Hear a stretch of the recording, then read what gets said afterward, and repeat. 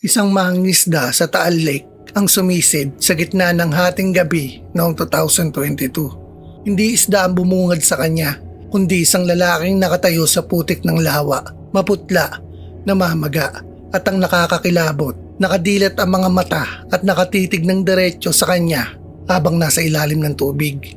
Nang itapat ni Nestor ang flashlight, doon siya halos mawala ng hininga. Ang paa ng lalaki ay may kadenang nakatali sa isang mabigat na bagay sa kailaliman. Hindi siya lumalangoy.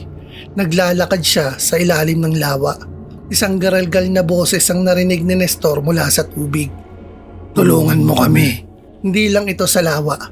Sa mga liblib na farm at sa kalsada ng Batangas, may mga ulat na mga aninong balot ng packaging tape ang buong muka at may mga bigat na semento o batong nakagapos sa kanilang mga paa. Sila ba ang mga missing sabongeros? Mga taong tinapon ng walang katarungan at ngayon ay naghahanap ng daan pa uwi? Ikaw, kaya mo bang silipin ang kailaliman ng tubig sa ating gabi? Baka may mga matang nakatitig sa'yo mula sa dilim.